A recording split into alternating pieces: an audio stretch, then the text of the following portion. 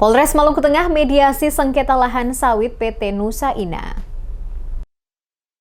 Kepolisian Resor atau Polres Maluku Tengah memediasi sengketa lahan sawit seluas 1.206 hektar yang melibatkan Gereja Protestan Maluku atau GPM dan 4 marga dari negeri Aceh Ternate, Kecamatan Seram Utara Timur Sete pada Senin 2 Juni 2025. 4 marga yang terlibat dalam konflik ini yakni marga Weleleinam, Patotnam, El Telfa, dan Eputih. Sengketa ini bermula dari klaim kepemilikan lahan yang saat ini berada dalam pengelolaan PT Nusa Ina Agro Manise. Kuasa hukum 4 marga, M. Nur Nukuhehe, menjelaskan bahwa mediasi difasilitasi untuk mencari kejelasan terkait status kepemilikan lahan yang diklaim oleh pihak GPM. Hasil mediasi tersebut disepakati dilakukan peninjauan lokasi. Jika hasil tinjauan lapangan menunjukkan lahan merupakan milik GPM, maka akan dikembalikan ke GPM. Namun, bila terbukti milik warga, maka lahan tersebut harus dikembalikan kepada warga beserta seluruh hak yang melekat di dalamnya. Hasil dari mediasi tadi gimana? Ya, hasil dari mediasi tadi disepakati bahwa apabila hasil peninjauan lapangan itu terbukti bahwa objek itu benar-benar berada sesuai dengan surat yang dimiliki oleh GPM, maka harus mengakui bahwa itu milik GPM. Tetapi jika itu di luar daripada objek surat yang dimiliki oleh GPM, maka tanah itu harus dikembalikan kepada marga sebagai milik. Tanah dikembalikan dengan hak-haknya juga nanti beralih ke 4 marga itu ya Pak? Persoalan hak-haknya ditindaklanjuti dengan pihak Nusa Ina misalnya. Tapi yang fokus kita adalah bagaimana hak-hak marga itu dikembalikan saja.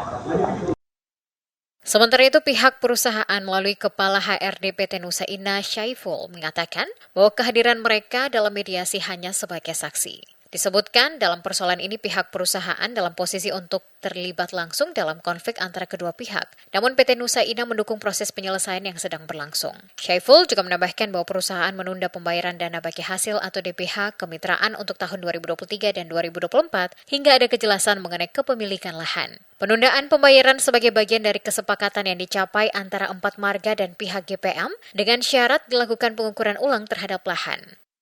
Jadi pada prinsipnya perusahaan hanya memenuhi panggilan dari pihak kepolisian, di mana di sini kita dihadirkan sebagai saksi. Kita juga tidak berani atau tidak akan masuk terlalu banyak di ranah proses penyelesaian mereka, tapi kita sebagai pihak ketiga nantinya mendukung proses penyelesaian ini yang di mana keputusan tadi akan dilakukan pengukuran.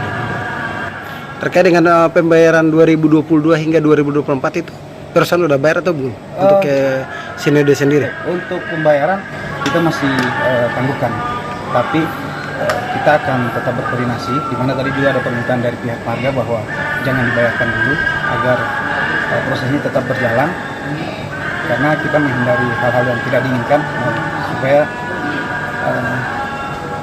kegiatan-kegiatan eksternal yang berarah pada kegiatan negatif yang berdampak pada proses produksi perusahaan, kita hindari itu.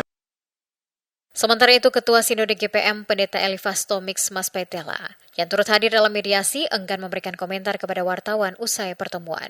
Sebagai informasi, lahan seluas 1.206 hektar tersebut awalnya diserahkan oleh Saniri Negeri Aceh Ternate kepada GPM sekitar tahun 1970-an. Pada tahun 2008, GPM menandatangani akta kerjasama DBH kemitraan dengan PT Nusa Ina untuk pengelolaan lahan tersebut. Dari total lahan tersebut, sekitar 926 hektar telah ditanami kelapa sawit dan telah berproduksi. Sejak itu, GPM rutin menerima pembayaran DBH dari perusahaan. Berdasarkan data, sejak tahun 2015 hingga 2018, besaran DBH yang diterima GPM adalah Rp70.000 per hektar per tahun. Nilai ini meningkat menjadi Rp120.000 per hektar pada periode 2019 hingga 2022, dan naik lagi menjadi Rp140.000 per hektar sejak tahun 2023. Namun akibat munculnya sengketa dengan 4 marga tersebut, PT Nusa Ina menunda pembayaran DBH sejak tahun 2023.